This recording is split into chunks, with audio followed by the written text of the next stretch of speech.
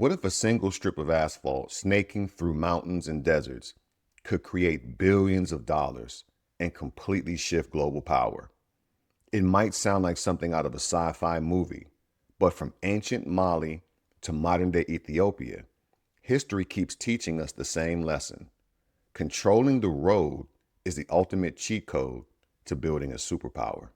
For centuries, being a landlocked nation was like being trapped in a geographic prison.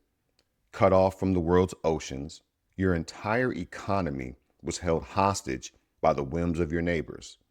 Your access to global markets, your ability to trade, your potential for growth, it all sputtered for lack of fuel. That was the story for countless nations, with seemingly no way out. But what if there was a master key? Not a port or a harbor, but something much simpler: a single, well-placed road. This is the story of how a ribbon of pavement can completely rewrite a nation's history. The idea that infrastructure is power isn't new. Long before Europe's rise or Rome's marble roads, West Africa had already mastered the art of connection. In the 13th and 14th centuries, the Mali Empire built one of the most sophisticated trade networks the world had ever seen. Its roads stretched across the Sahara, linking gold mines in the south to markets in North Africa and beyond. These weren't just dusty trails. They were the lifelines of an empire.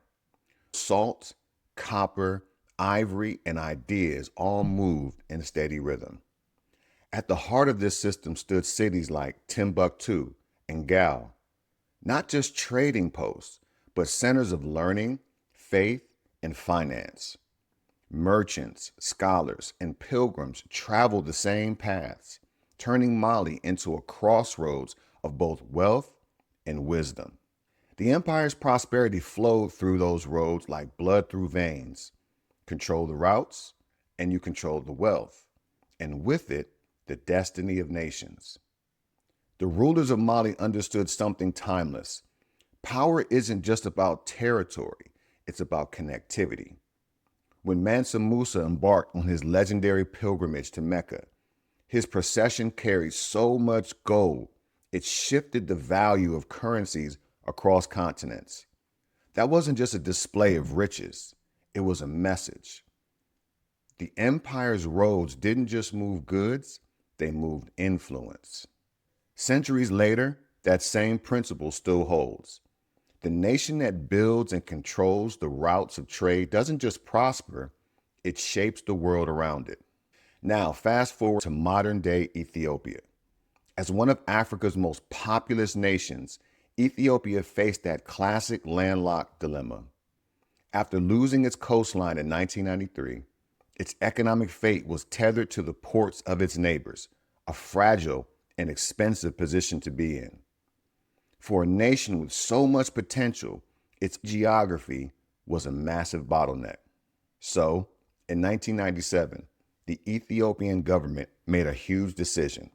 It launched the Road Sector Development Program, a plan to completely rewire the country's infrastructure. Think of the old, decaying roads as frayed electrical wiring in a house, unable to power a modern refrigerator, let alone a whole smart home. The RSDP was a massive, multi-billion-dollar gamble to rip out the old wiring and install a brand new grid. Between 1997 and 2011 alone, Ethiopia's road network more than doubled in length. The goal was to connect isolated rural areas, link major cities, and create efficient corridors to international ports. It was a national-scale bet that the ancient African blueprint for power could still work in the 21st century. So how exactly does a strip of asphalt generate wealth? It's not magic, it's pure economics. Building a road is like dropping a stone in a pond. The initial splash is obvious, but the ripples of economic benefit spread far and wide. First, it slashes transportation costs and travel times. Imagine every product, from a bag of grain to a smartphone, carrying a heavy backpack of transport costs. A new road makes that backpack almost weightless. Farmers can get their crops to market before they spoil. Factories can ship out finished products for less. That cost savings makes a country's exports far more competitive on the global stage. Second, it throws the doors to the market wide open. A new road is like building a bridge from a once isolated island to a bustling continent of commerce. This encourages specialization. Regions focus on what they do best and trade with everyone else. Studies on Ethiopia's program found that better roads led to a jump in employment and a shift from farming to service sector jobs. Third, it attracts investment. For a business, choosing where to build a factory is like a plant looking for fertile soil. A country with bad roads is like dry, rocky ground. Good infrastructure creates the rich, stable environment essential for long-term investment.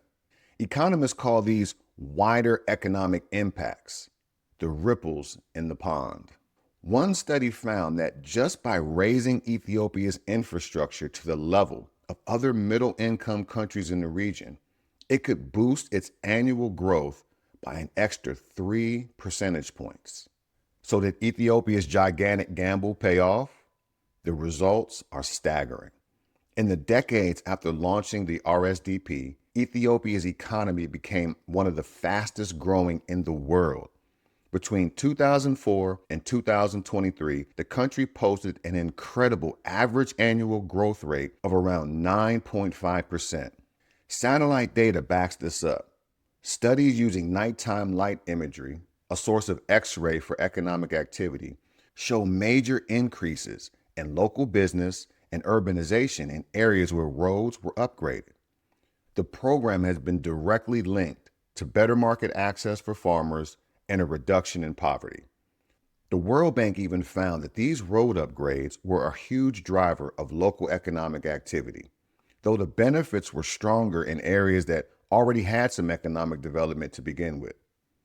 In the 2024-2025 fiscal year, Ethiopia's economy grew by an impressive 8.8%, and export earnings leaped to a record $8.3 billion.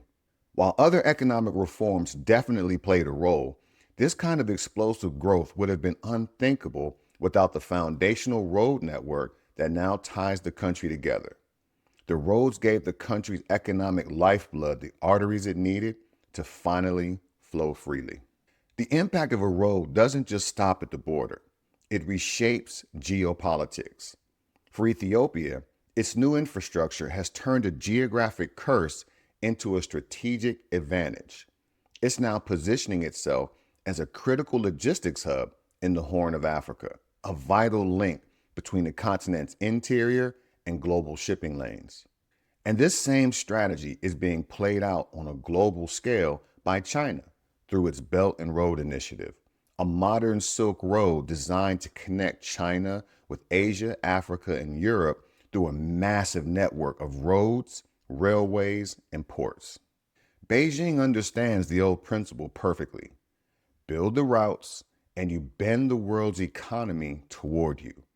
By constructing these trade corridors, China isn't just pouring concrete, it's weaving a web of dependency.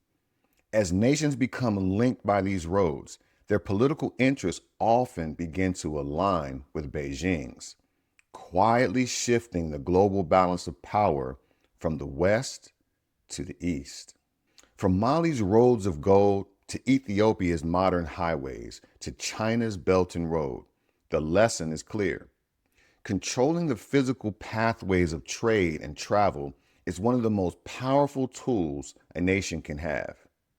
It can unlock economic potential that's been trapped for centuries, lift millions out of poverty, and completely redefine a country's place in the world.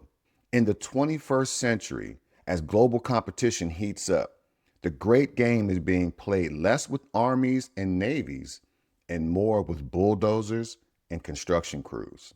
The ultimate weapon of influence might no longer be an aircraft carrier, but the highway that connects a factory to a port.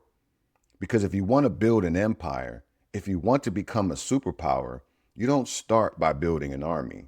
You start by building a road.